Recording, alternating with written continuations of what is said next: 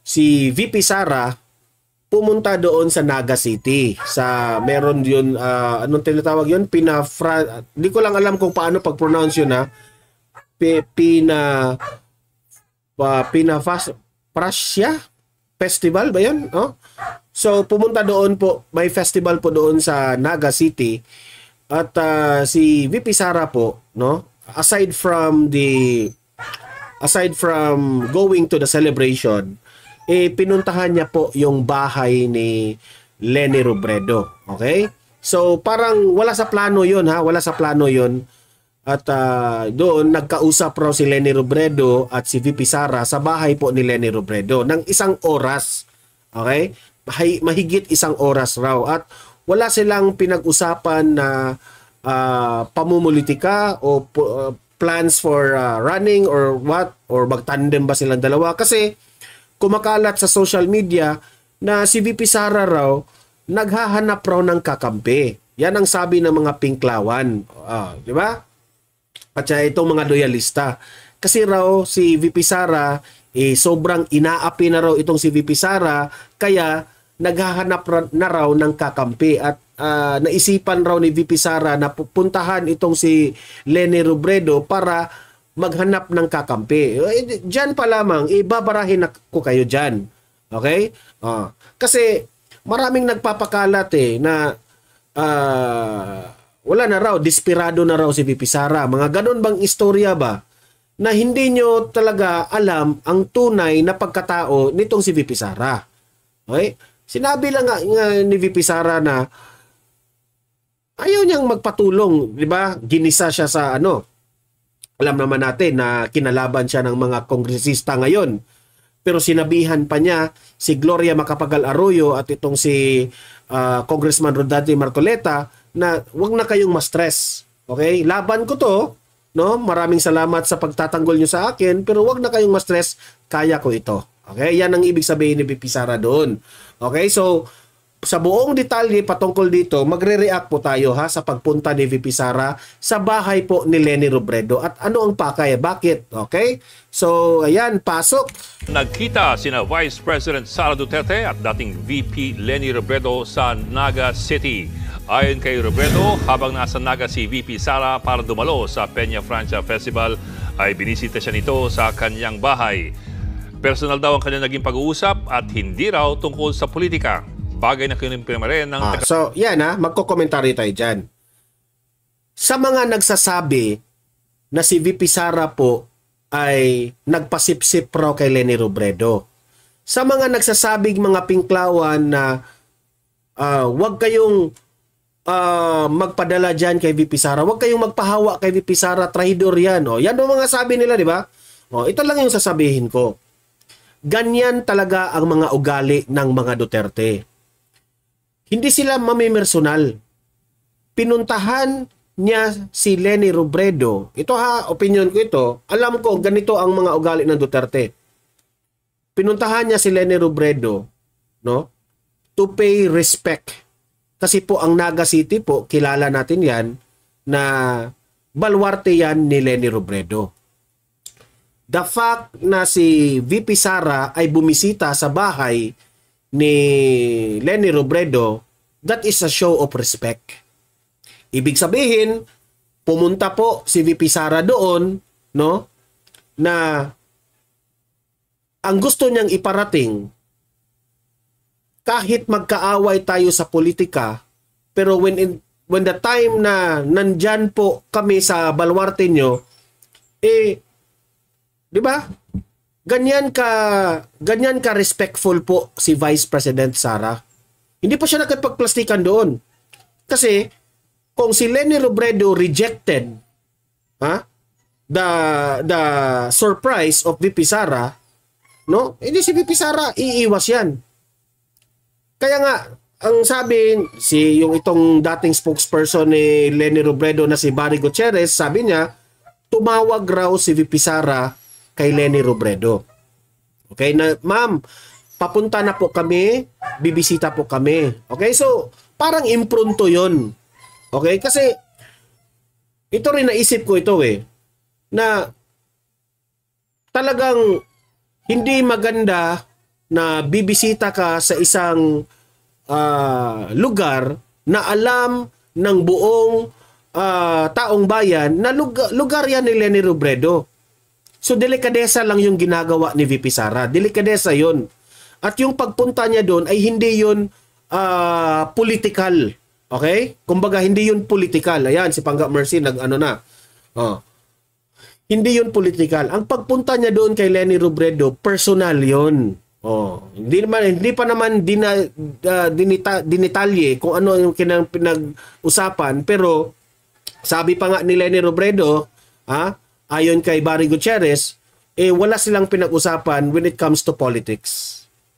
So, alam ko na gagawin yun ni VP Sara.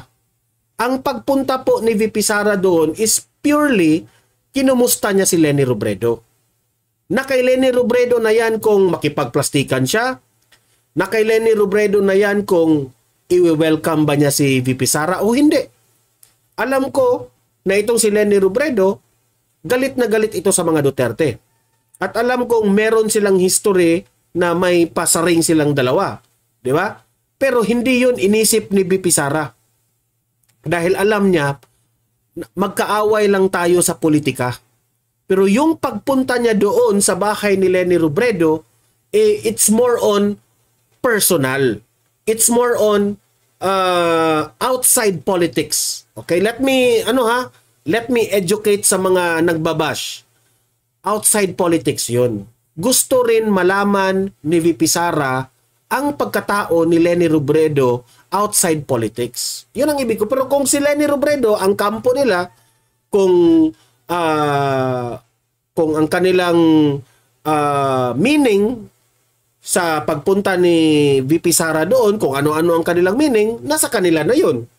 Basta malinis po ang konsensya ni VP Sara na ang pagpunta niya doon ay bilang parang courtesy at the same time respeto. Okay? So kayong mga nangbabash dyan na mga pinklawan, loyalista, especially mga nagpapanggap na mga loyalista dyan, kayong mga nangbabash dyan, ewan ko na lang sa inyo kasi ang hirap nyong paiintindihin. Yan mga bio-bio naman talaga sa comment section, grabe. Ma'am, sir, yung mga nangbabash, research rin. Kung hindi kayo marunong mag-research, no, nakabulat-lat po sa inyong mga telepono ang Google. I-Google nyo. Okay? So, it's up to Leni Robredo kung i-detalye niya yung kanilang pinag-usapan. Okay? Wala mang picture na lumabas, pero the fact that they are talking na isang oras, marami ang pinag-usapan nila. No? Patungkol yan sa buhay nila, kumusta na mga anak siguro, ganon, ganyan. Diba? So, it's very obvious na wala talagang paghihikayat kay Leni Robredo na kasi magkaaway na sila. Yan kasi ang mindset nila Nag-away na si PBBM at si friendship over na si PBBM at si VP Sara. Kaya raw nakipag-kaalyado si VP Sara kay Leni Robredo. Hello, hindi ganyan ang ugali ng mga Duterte. To tell you frankly, hindi ganyan ang ugali ng mga Duterte. But, isa sa mga katangian ng mga Duterte po, they are very respectful. Especially sa kanilang mga kalaban sa politika. Yan ang tandaan ninyo. Hindi yan namin personal. Hindi yan kagaya ng mga Makabayan Black na sina Franz Castro. May kaso dito, kaso doon. Diba? So, hindi ko lang alam kung ano ang magiging reaksyon po ni Senadora Hontiveros, kasi alam naman natin na si Senadora Hontiveros kaalyado at malapit na kaibigan niya itong si Leni Robredo. At sinabi pa nga ni VP Sara noong nakaraan, I don't respect I don't respect Senator Risa Hontiveros. Okay? Alam ko ito 'yon. Pinipili ni VP Sara ang gusto niyang kausapin. 'Yun ang pagkakilala ko kay VP Sara. 'Di ba? Natandaan nyo yung video sa Kongreso kumaway si Abante doon at yung chairman. Hindi man lang tumawa si VP Sara dahil ayaw niyang makipagplastikan. Okay? Pero si Leni Robredo, iba ito. Okay? Kalaban sila ni Leni Robredo sa politika. Pero hindi sila namimersonal. Yun ang kaibahan kay Leni Robredo. So, kalaban tayo sa politika pero hindi tayo namimersonal. Yung ginawa ng Makabayan Black, sina Abante, nagagalit si VP Sara, I know. Kinamayan niya si Abante, pero deep inside, hindi niya gusto yan. Hindi yan lalapit. Pero si Leni Robredo, nagkaaway lang itong silang dalawa kasi yun, yung pagtakbo ni Leni Robredo, di ba? Bilang presidente at sila sa 2022 magkalaban sila sa 2022. So, okay, patuloy tayo. Play. Pagsalita ni Robredo. It was more of a courtesy call dahil usually naman yan during the Peña Francia Festival. Kumustahan? Bakit ganyan ka, Barry Gutierrez? Tungkol sa basically chikahan. I think the visit lasted about para kang nasayahan sa nangyari. Pakinggan nyo ulit. chikahan. I think the visit lasted about an hour. Wait, ulit na din. It was more of a courtesy call dahil usually naman yan during the Peña Francia Festival. Kumustahan? Basically chikahan. I think the visit lasted about an hour. Naglabas din ng opisyal na pahayag ang Office of the Vice President tungkol dito. Isang kaibigan daw ang nag-imbita kay VP Sara sa pista at nag-arrange ng casual meeting kay Robredo. Bukod kay former... So, lilinawin natin yan. Okay? May isang kaibigan, si VP Sara, sa Naga City na nag-invite sa kanya. Okay? So, yung pagpunta po kay VP Sara sa bahay ni Leni Robredo, I will salute VP Sara for doing that. Okay? Nakakataba po ng puso. Out of all the alam naman natin below the belt na yung mga supporters, di ba? Pero still pinuntahan na pa rin ni VP Sara si Leni Robredo, di ba? Na yung gesture na ganyan, that is a sign of a strong leader. Totoo yan. Hindi basta-basta na lalapitan mo ang inyong kalaban. So, that is a sign of a strong leader. Okay? Na of all the hatreds, of all the kung ano yung mga pasaring, ganon, ganyan, pero still pinuntahan nyo.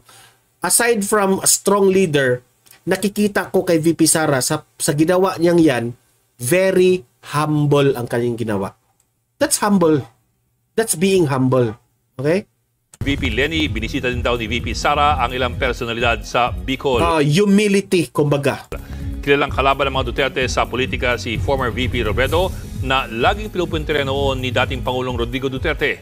Noong 2019, tinawag pa nga ni Vice President Sara si Robredo na fake VP dahil sa naging komento noon ng dating bise tungkol sa issue ng pagiging tapat ng isang kandidato. Mga kapatid... so yan So sa mga nag-iisip, sa mga nangbabash patungkol dyan, ewan ko na lang sa inyo. Di ba? Sometimes tayong mga supporters ni Leni Robredo, supporters ng mga Duterte, sometimes let's be mature enough sa ating mga komento. Ako na mismo ang magsasabi sa mga audience ko dito sa Donmar TV sometimes yung mga comment natin, wala sa hulog, wala sa argumento. Doon lang tayo sa totoo. Doon lang tayo sa tama. Sometimes we need to be mature sa ating pag-iisip, sa ating pag-analyze. Okay?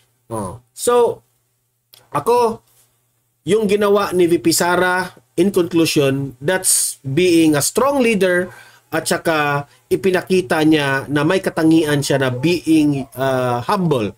Humility po ang tawag dyan. Okay? So, kay Leni Robredo na yan kung ano ang kanyang response patungkol doon. Okay? So much with that, no? mag-update tayo dyan kung anong sasabihin po ni na Leni Robredo. Patungkol dito na nag-anunsyo na po si dating Senador Laila de Lima na tatakbo muli bilang senador sa 2025 midterm election.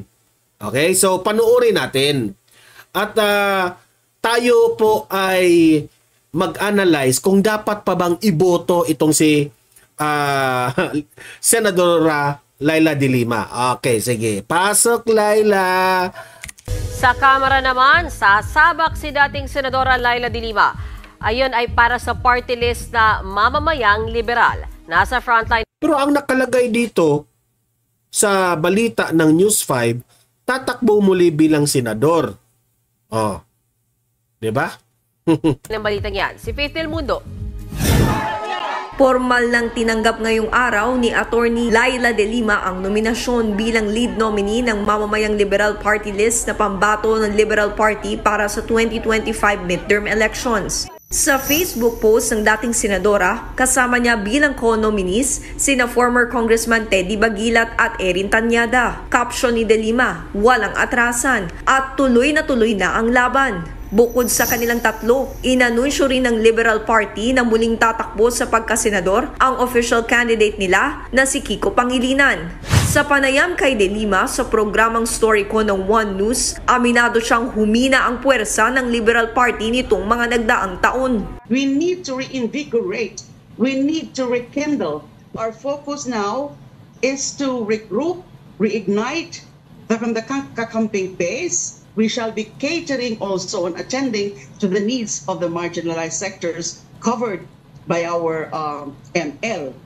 Kabilang daw sa mga isusulong ng mamamayang Liberal Party list ang karapatan ng mga kababaihan, kabataan, magsasaka at manggagawa. Itinanggi naman ni de Lima ang mga paratang na tila mas Virginia Malonzo, good morning po Sir Don Mar, yung ating moderator.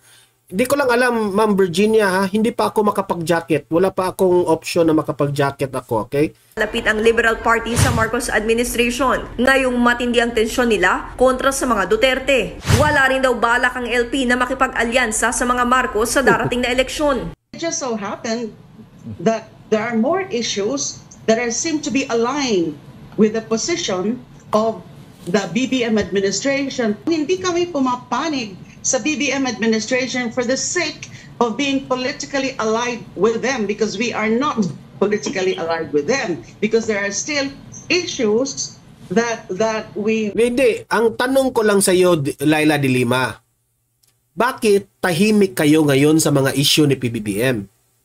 Yun lang ang tanong ko sa inyo.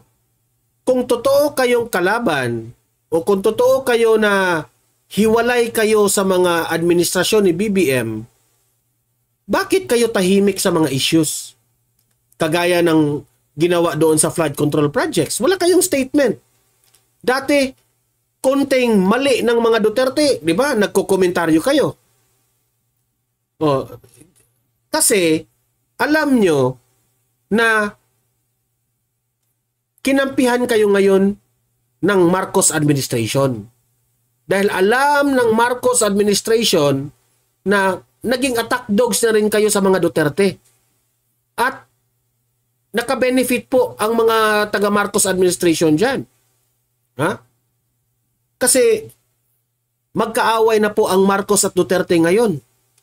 So, hinayaan kayo ni Bongbong Marcos na aatakihin ang mga Duterte, pero kayo, tahimik kayo. Kung totoo kayong may prinsipyo, Laila de Lima, dapat kayong mag-ingay sa mga problemang ginawa ni PBBM. Isa na doon yung mga nagmahala na mga bilihin sa pagkain. Di ba? Tahimik kayo. Doon sa flood control project, tahimik kayo. Doon sa mga problema natin sa infrastruktura, tahimik kayo. Sa problema natin sa kalaban ng gobyerno, tahimik kayo. Bakit kayo tahimik? Yan ang malaking tanong. Di ba? So, ibig sabihin, gusto nyo ang administrasyong Marcos. Di ba? Kung totoo kayong may ipinaglaban na prinsipyo, Magpakita kayo na kalaban kayo ng Marcos. O talagang takot lang kayo sa administrasyon na ito. Ayaw nyong banatan ang administrasyong Marcos kasi takot kayo. Diba? Baka balikan kayo. Ang mga Duterte po, kahit alam nila na nasa peligro ang kanilang political career at kanilang buhay, pero still, ipinakita ng mga Duterte na ipaglalaban natin. Kung ano yung problema ng bansang ito, boses tayo. Sasabihin natin. Di ba? Look at Congress now. Sino yung may yagbols doon? Si Gloria Macapagal Arroyo, si Rodante Marcoleta, yung mga sina Congressman Paulo Duterte. Yun lang man ang may yagbols doon na ano sila, di ba? Hindi sila takot. Kayo. Wala man kayo sa posisyon pero hindi, wala kaming narinig. Trillanes, Laila de Lima, wala kayong prinsipyo. Tahimik kayo, no? We hold them to account. Pero ayon naman kay Tanyada, sa programang Sa Totoo Lang ng 1PH, suportado ng Liberal Party ang mga aksyon ni... Ako sa tingin ko, tahimik sila kasi alam nila na ang Marcos administration, inatake rin nila ang mga Duterte. Pareha sila ng ipinaglalaban eh. Okay? Kung tatanungin nyo ako kung dapat ba nating iboto itong si Laila de Lima, hindi. Alam nyo ba kung bakit? Nagsasayang lang po tayo ng isisweldo nitong babaeng ito. Nagsasayang lang po tayo ng pera ng taong bayan kung iboboto natin itong si Laila de Lima. Alam nyo ba kung bakit? Kung tatakbo siyang senadora, wala itong ibang gagawin kundi, wala itong aatakihin na naman ang mga Duterte, especially if mananalo itong si VP Sara bilang presidente ng Pilipinas. Tingnan nyo what happened ni Hontiveros. Lahat na lang ng mga kaalyado ni former President Duterte kung ano-ano na ang mga hearing na lumabas. So kung siya ang mananalo, itong si Laila de Lima, obvious na yan kung anong gagawin niya sa Senate. Wala. Gulo pa rin ang mangyayari. Kaya yan ang sabi ko sa inyo. Itong si Laila de Lima, huwag nyo nang iboto dahil gugulo lang ang Senado natin. Sa totoo lang, gugulo lang talaga. Hindi sila makapag-focus na gumawa ng batas na para sasarap ang buhay ng mga Pilipino. Hindi sila makapag-focus gumawa ng batas. Ang focus nila kung paano nila babagsak ang mga Duterte. Kaya wag na nating iboto. Di ba? Kung yun ang dapat nating iboto, yung fresh, yung mga baguhan na magaling, kagaya ni Rodante Marcoleta, no? Congressman Rodante Marcoleta, yun ang dapat iboto natin. Nakikita natin na doon lamang siya sa totoo. Iboto natin yung mga kandidato na may prinsipyo. May prinsipyo sa buhay. Hindi yung balimbing. Allergic tayo dyan sa mga balimbing na mga senador, balimbing na mga kongresista. Huwag kayong bumoto dyan. Wala. Political career lang ang kanilang hanap. Pero yung magserbisyo sa taong bayan, na he or she don't care kung malaglag siya sa kanyang pwesto, basta yung prinsipyo ang ipinaglalaban para sa taong bayan, doon tayo. Yan ang isipin ninyo. Okay?